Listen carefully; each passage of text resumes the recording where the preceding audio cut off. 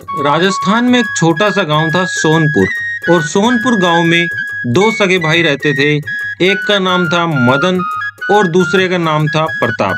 दोनों भाई तो सगे थे, लेकिन दोनों की दिनचर्या एक दूसरे के विपरीत थी। प्रताप बहुत अमीर था और उसको अपनी अमीरी पे बहुत ज्यादा घमंड था। वहीं मदन गरीब था और वो रोजाना जंगल से लकड़ियां काट कर लाता और उसको बेचकर अपने परिवार का गुजर बसर करने के लिए कुछ अनाज जुटाता था। मदन का एक छोटा सा प्यारा सा बेटा था जिसका नाम था राजू, जो अपने माँ बाप का बहुत कहना मानता था। और मदन की एक पत्नी थी जिसका नाम था गौरी। और गौरी को अपने बेटे राजू को लेकर काफी चिंता रहती थी और वो बार बार अपने पति मदन से यही बोलती रहती कि ऐसे हालात में हम हमारे बेटे राजू को किस प्रकार से पढ़ाएंगे लिखाएंगे और कैसे उसे एक अच्छा नागरिक बनाएंगे। तो इन बातों को लेकर एक दिन गौरी अपने पति को कुछ बोलने लगती है।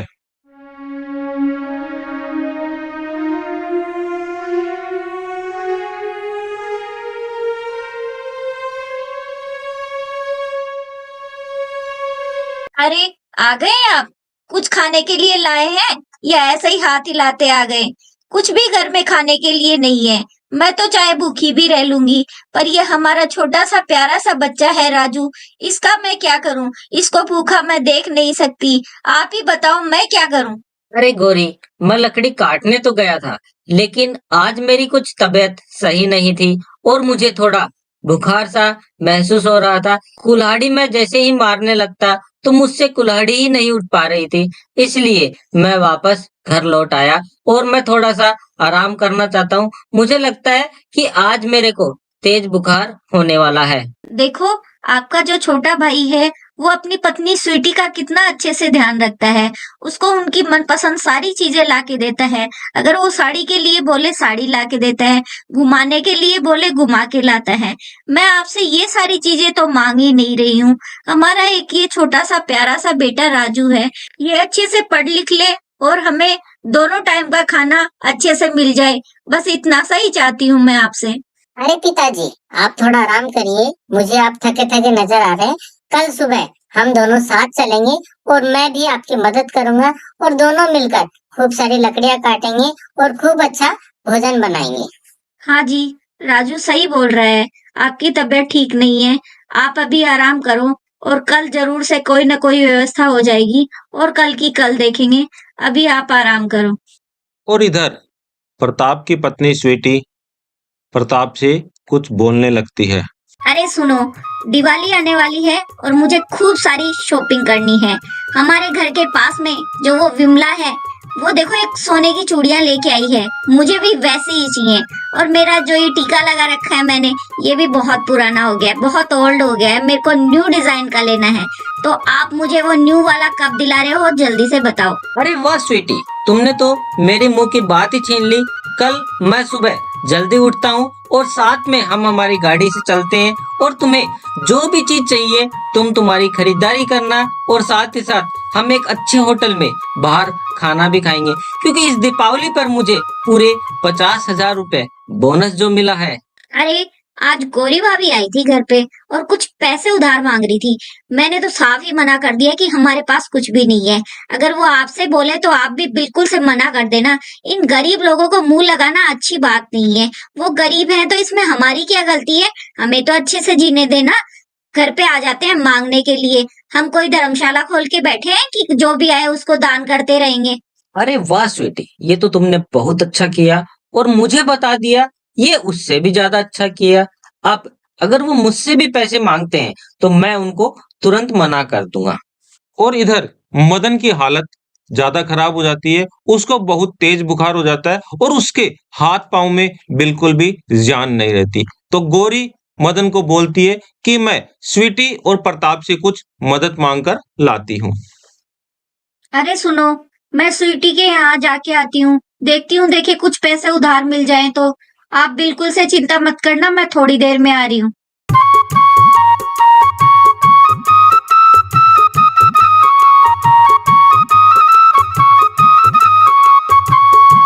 अरे स्वीटी, कहाँ हो? क्या कर रही हो? इधर तो आओ जरा। गौरी को अचानक घर में देखकर प्रताप और स्वीटी चौंक जाते हैं। अच्छा हुआ देवर जी आप घर पे ही मिल गए। मैं आपसे ही मिलने के लिए आ रही थी। उनकी तबीयत बहुत ज्यादा खराब है। कल रात से ही उनको बहुत तेज बुखार है और आज तो आंखें ही नहीं खोल रहे हैं। मुझे कुछ पैसों की जरूरत थी। 1-2 दिन में वापस लौटा दूंगी। दवाई लेके आनी है उनके लिए। अरे गौरी भाभी, अभी तो मेरा भी थोड़ा हाथ टाइट ही चल रहा है और 2 महीने से मुझे सैलरी भी नहीं मिली है, तो पैसा तो मेरे पास अभी फिलहाल तो नहीं है। कोशिश कर लेता हूँ कहीं से कोई व्यवस्था बैठ जाती है, वरना मैं अभी तो आपकी कोई भी मदद नहीं कर पाऊंगा। और इस प्रकार गौरी प्रताप की बात सुनकर हताश हो जाती है और अपने घर लौट आती है। पिता को यूं बुखार में तपता हुआ देख राजू कुल्हाड़ी उठाता है और अपनी माँ से बोलने लगता है। अरे माँ, तुम क्यों व्यर्थ में चिंता करती हो? चाचा ने पैसे नहीं दिए तो कोई बात नहीं, मैं अभी कुल्हाड़ी लेकर जाता हूँ और जंगल से कुछ लकड़ियाँ काट कर लाता हूँ और लकड़ियाँ बेचकर मैं पिताजी के लिए दवाई लेकर आऊंगा और उनके लिए कुछ खाने को लेकर आता हूँ। तब तक तुम पिताजी का ध्यान रखना। और इस प्रकार से राजू अपनी माँ को बोलता है और अपनी कुल्हाड़ी उठाता है और जंगल की ओर चल पड़ता है। अरे राजू बेटा, अपना ध्यान रखना। अभी तुम बहुत छोटे हो और शाम होने से पहले घर वापस आ जाना बेटा।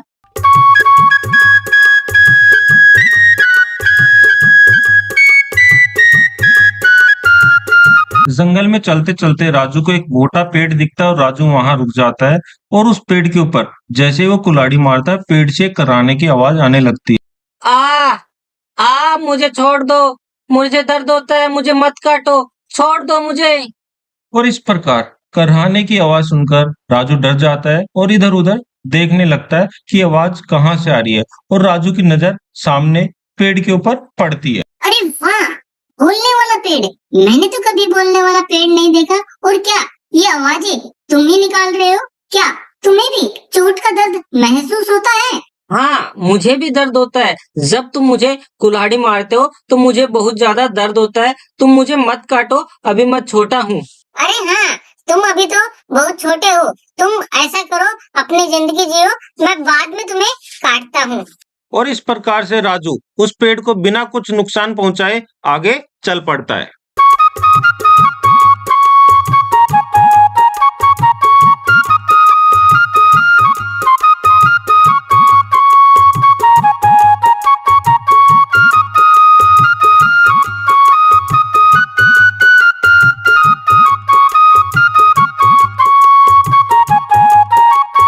हाँ, ये पेड़ अच्छा लग रहा है और कुछ बड़ा भी लग रहा है। मैं इसी को काट लेता हूँ और इससे मुझे शायद अच्छा पैसा भी मिल जाएगा। और राजू जंगल में एक बहुत पुराना और बहुत बड़ा नीम का पेड़ देखकर रुक जाता है और उसको काटने लगता है।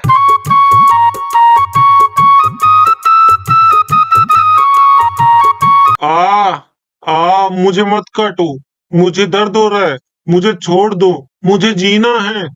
और बूढ़े पेड़ की कराहने की आवाज सुनकर राजू अपनी कुल्हाड़ी नीचे कर लेता है और इधर उधर देखने लगता है कि आखिर आवाज कहाँ से आ रही है। और इतने में फिर पेड़ बोल पड़ता है।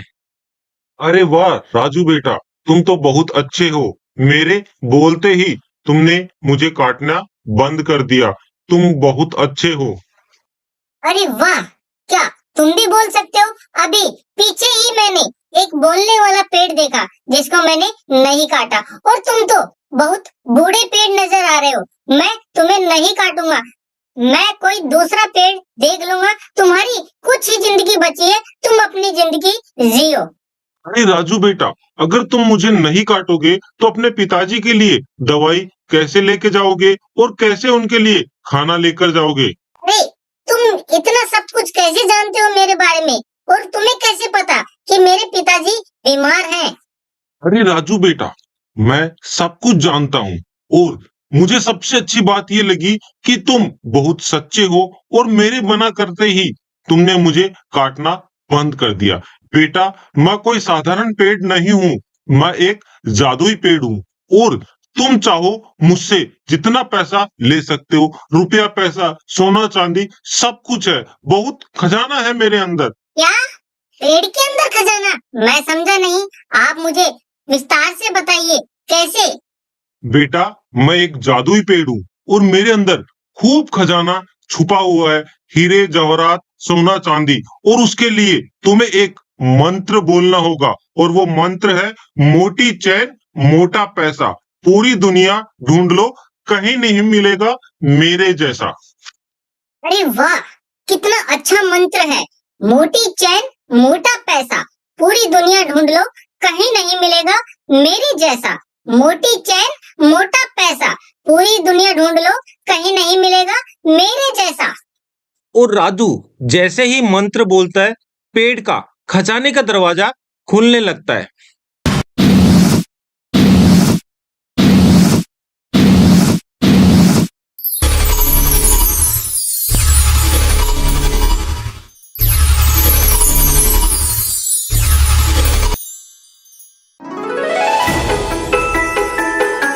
अरे वाह, ये तो सचमुच जादू है।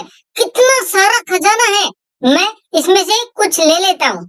और राजू के सामने इतना ढेर सारा खजाना होते हुए भी राजू उसमें से मात्र 5 हीरे ही उठाता है। राजू खजाने में से 5 हीरे लेकर घर पहुंचता है। माँ पिताजी सुनते हो? देखो मैं क्या लाया। माँ देखो, किधर हो तुम लोग? देखो मैं क्या लाया। क्या बात है बेटा राजू, क्यों चिल्ला रहे हो इतनी जोर जोर से? क्या हुआ? और लकड़ियां कहाँ हैं? तुम तो जंगल से लकड़ियां काट के लाने वाले थे। माँ देखो, आज मुझे जंगल में एक बोलने वाला पेड़ मिला और उस पेड़ के अंदर खूब सारा खजाना था। उसके अंदर सोना चांदी हीरे जवाहरात खूब थे। मैं तो उस खजाने में से ये 5 हीरे ही लेकर आया हूँ, क्योंकि आप लोगों ने समझाया है ना, लालच बुरी बला है। इसलिए मैं 5 हीरे ही लाया हूँ, जितना हमारा काम चल सके। राजू द्वारा पेड़ की बात सुनकर मदन भी तुरंत खड़ा हो जाता है और राजू के हीरे देखकर वह चौंक जाता है। और उन हीरों की मदद से मदन ने अपना एक नया व्यापार स्टार्ट किया और अपना एक आलीशान बड़ा सा घर भी बना लिया। और इधर मदन की तरक्की देखकर स्वीटी और प्रताप दोनों जलने लगते हैं और स्वीटी प्रताप से कुछ बोलती है। अरे सुनते हो, मदन भाई साहब और गौरी भाभी ने कितना सुंदर मकान बनाया है, और इतना सारा पैसा उनके पास कहाँ से आया? क्या उनको कोई खजाना मिला है या उन्होंने कोई चोरी की है? पता तो करो जरा। हाँ स्वीटी, मेरे दिमाग में भी यही सवाल चल रहा था।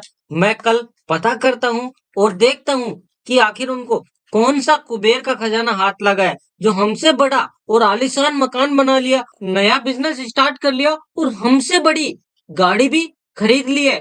कल जाकर मैं पता करता हूँ कि उनको ये पैसा कहाँ से मिला। और इधर मदन के पास सारे पैसे खत्म हो जाते हैं और मदन अपने बेटे से राजू से बोलता है कि राजू बेटा, क्या तुम उस बूढ़े पेड़ से कुछ हीरे और ला सकते हो? और इन सारी बातों को खिड़की के बाहर खड़ा खड़ा प्रताप सुनता रहता है। अरे राजू बेटा, देखो, जो पैसा हमारे पास था वो हमने हमारे व्यापार में लगा दिया और हमने नया घर बना लिया, और कुछ बचे हुए पैसे से हम गाड़ी ले आए। अब क्या तुम उस बूढ़े पेड़ के पास दोबारा जाकर कुछ 4 या 5 हीरे ला सकते हो? हाँ पिताजी, क्यों नहीं। उस बूढ़े पेड़ के पास बहुत ढेर सारा खजाना है और वो मेरा बहुत अच्छा मित्र भी बन गया है। मैं अभी जाता हूँ जंगल और उस बूढ़े पेड़ से 4 या 5 हीरे खजाने में से लेकर आता हूँ। और राजू की ये सारी बातें खिड़की के बाहर खड़ा प्रताप सुनता रहता है और राजू के पीछे पीछे वो भी जंगल में चला जाता है। और इस प्रकार राजू दौड़ा दौड़ा जंगल में जाता है और राजू के पीछे पीछे प्रताप भी जंगल में चला जाता है और एक पेड़ के पीछे छुप जाता है। मोटी चैन मोटा पैसा, पूरी दुनिया ढूंढ लो कहीं नहीं मिलेगा मेरे जैसा।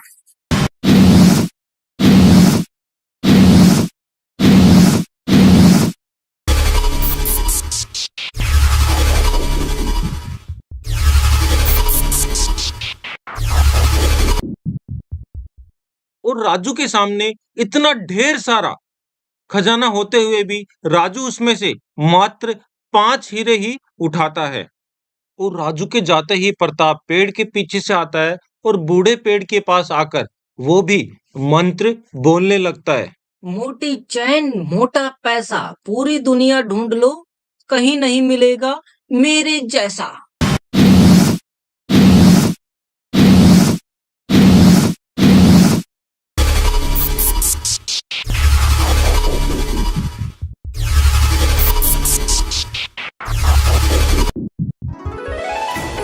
और इतना सारा खजाना एक साथ देखकर प्रताप चौंक जाता है और वो जैसे ही पेड़ के अंदर जाता है और सारा खजाना वो ले जाने की सोचता है, इतने में वो दरवाजा खोलने का मंत्र भूल जाता है और पेड़ का दरवाजा बंद हो जाता है और प्रताप उसके अंदर ही बंद हो जाता है। और जब प्रताप पूरी रात घर नहीं लौटता है तो अगले दिन स्वीटी मदन और गौरी भाभी के घर जाती है प्रताप का पता करने को। अरे भाई साहब, वो कल शाम से घर नहीं लौटे हैं। मुझे उनकी बहुत चिंता हो रही है। आपने देखा है क्या उनको कहीं पे? क्या प्रताप कल शाम से घर नहीं लौटा और तुम मुझे अब बता रही हो स्वीटी? कहीं कुछ बोल के गया था क्या? हाँ, मैंने ही उनको आपके घर के पास भेजा था कि आपके पास इतना सारा पैसा कहाँ से आया, आपने अपना मकान कैसे बनाया, ये सारी चीजें मैंने पता करने के लिए उनको आपके घर के पास भेजा था। और कल शाम से ही वो वापस ही नहीं आए। और इतना सुनते ही चिंटू समझ जाता है कि चाचा कहाँ गए होंगे और वो अपने पिताजी को और चाची को बोलता है, तुम चिंता मत करो, मैं चाचा को लेकर आता हूँ। और चिंटू दौड़ा दौड़ा जंगल में जाता है और उस बूढ़े पेड़ के पास जाकर वही मंत्र बोलता है और अपने चाचा को उस पेड़ के अंदर पाता है और वो अपने चाचा को छुड़ाकर फिर पुनः अपने घर पर लौट आता है और उसके चाचा को बोलता है कि चाचा, लालच बुरी बला है। तो दोस्तों इस कहानी से हमें यह शिक्षा मिलती है कि हमें कभी भी लालच नहीं करना चाहिए और जितना हमें मिले हमें उसी में संतुष्ट रहना चाहिए।